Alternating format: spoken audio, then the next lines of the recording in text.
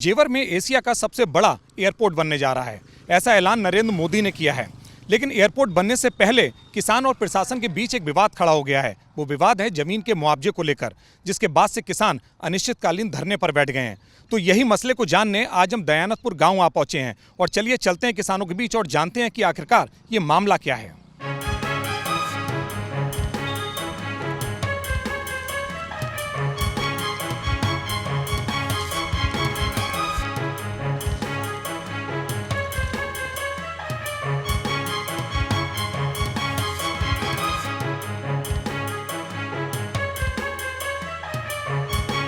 प्रशासन से नाराज होकर किसानों को 170 दिन से ऊपर हो गए धरने पर बैठे हुए, लेकिन अभी तक कोई भी प्रशासनिक अधिकारी नहीं आया है। हम चलते हैं धरना स्थल पर और जानते हैं किसानों से कि आखिरकार उनकी प्रॉब्लम क्या है, यहाँ पर क्या समस्या खड़ी हुई है। आपका क्या नाम है?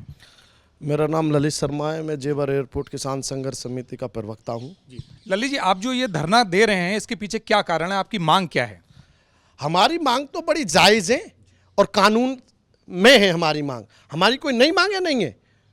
हमारी मांगे वो हैं जो 2013 के कानून में बनी हुई हैं, जो 2013 का कानून कहता है। हमारी मांग वो है, हमको इन्होंने रातों रात शहरी बना दिया गांव से। सबसे बड़ी प्रॉब्लम तो ये है।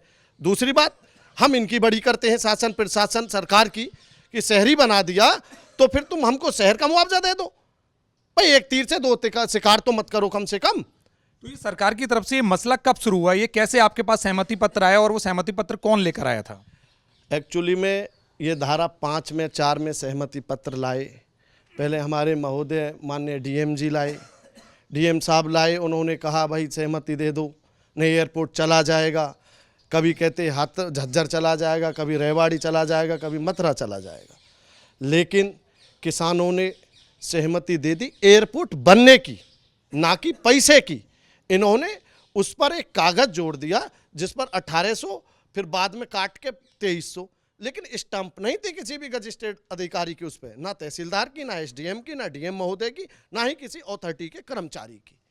तो ये मामला अब ये कहते हैं कि हमको सहमति मिल गई किसानों से, हम तो ज़मीन ले लेंगे।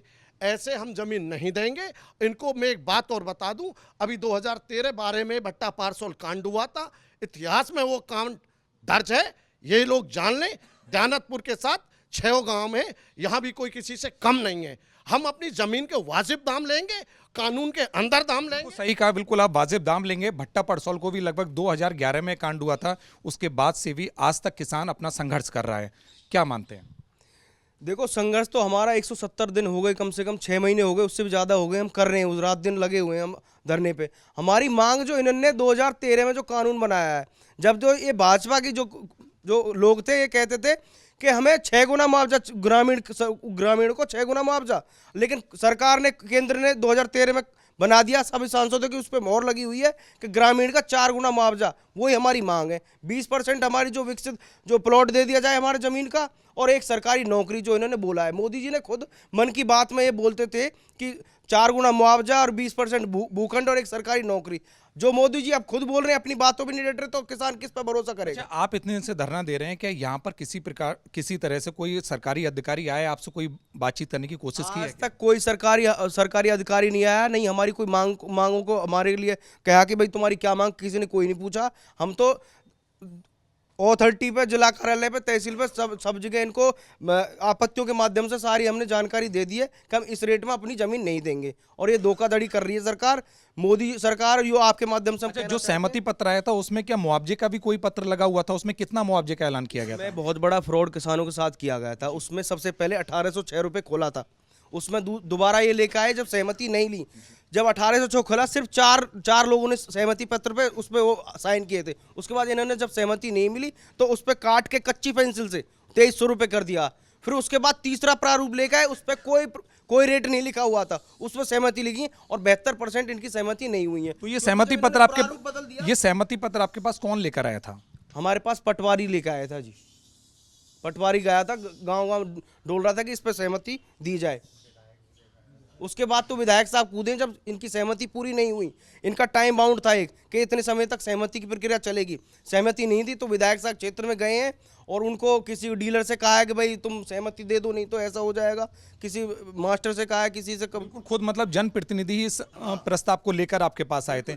एक चीज आपसे और जानना चाहेंगे, सुनने में आया कि यहाँ पर प्रधानों के ऊपर भी दबाव बनाया गया था कि वो सहमति पत्र पर लोगों से जाके साइन करवाएं, तो ये क्या पूरा मामला था?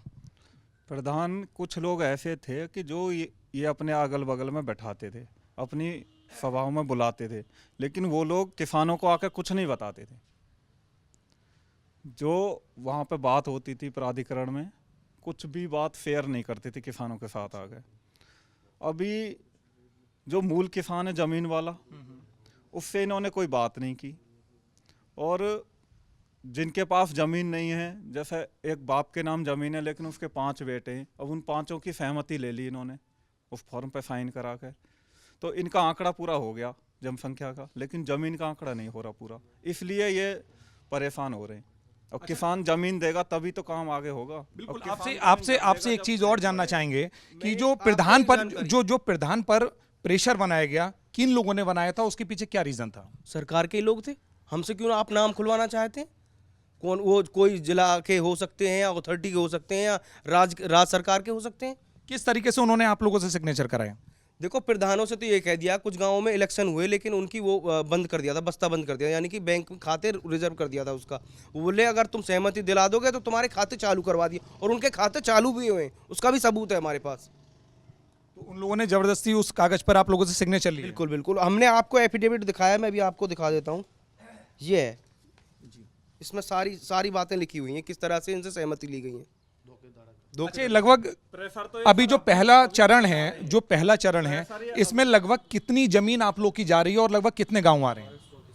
इसमें 1234 हेक्टेयर ज़मीन जा रही है, कोई 6 गांव जा रहे हैं इसमें।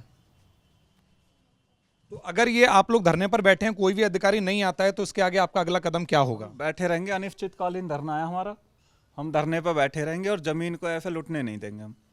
क्योंकि आप ये बताओ कि क्या कारण क्या है कि ये हमें पैसा देने में हिचकिचा रहे हैं। हम कोई विजय माल्या या नीरव मोदी तो है नहीं जो इंग्लैंड में लेकर चले जाएंगे उस पैसे को। हम अपना यहाँ कुछ सामान खरीदेंगे, ज़मीन खरीदेंगे, मकान बनाएंगे, वो पैसा घूम के सरकार के ही पास जाना है। तो ये हमारे बच्चों का गला क्यों काट रहे हैं भाई? हम ये तो क्लियर सी बात है। और हम अपनी ज़मीन का पैसा मांग रहे हैं, कानून के दायरे में मांग रहे हैं। ये भी नहीं है कि हम 1 करोड़ का एक बीघे का 1 करोड़ मांग रहे हैं, कानून के दायरे में मांग रहे हैं। जो भी हमारा बन रहा है फुल टाइम या जो भी है, सर्किल रेट इन्होंने नहीं बढ़ाया, सारी चालाकी ये कर रहे हैं। और अभी जो प्रधानमंत्री का जो वो चल रहा है 2000 रुपये वाला, पटवारी बोल रहा है कि पहले फाइल भरो, उसके बाद में इसकी फाइल बनाऊंगा तुम्हारी 2000 रुपये वाले की। ये गांव के पटवारी बोल रहे हैं किसानों को। आप भी कुछ कहना चाहते हैं? क्या कहना चाहते हैं? आपको जानकारी देना चाहता हूँ कि जो हाईवे के सहारे जो एक्वायरमेंट कर रही है अथॉरिटी, वो 1895 रुपये प्रति वर्ग मीटर और 7% प्लॉट, अब वो 10% प्लॉट हो गया है और उसका 64% ये बढ़ा के अब दे रहे हैं। तो उससे तो हमारा उससे भी कम हो रहा है। तो 1895 और 7% प्लॉट की जमीन 20,000 रुपये मीटर। अभी कितना मुआवजे की बात चल रही है? हमारा तो ये है सीधा कहना, जो कानून कह रहा है, हमारा एक भी किसान बिना कानून से परे नहीं जा रहा है। हमारा 2014 से तो सर्किल रेट नहीं बढ़ाया इन्होंने, वो बढ़ा दिया जाए 10% या 12% जो सालाना इसमें वृद्धि होती है, और जो बनता है उसका 4 गुना दे दिया जाए, बस हमारी बात खत्म हो गई। 20% हमारी जो भूमि जा रही है उसका। बिल्कुल सही कहा। गांव वाले चाहते हैं कि यहाँ पर एयरपोर्ट बने, लेकिन वो मुआवजा भी कानून के हिसाब से चाहते हैं। अगर उनको कानून के हिसाब से मुआवजा नहीं मिला तो वो जमीन भी अधिग्रहण नहीं होने देंगे। कैमरा पर्सन सुनील के साथ में कुमार विकास, सूर्या समाचार, जेवर।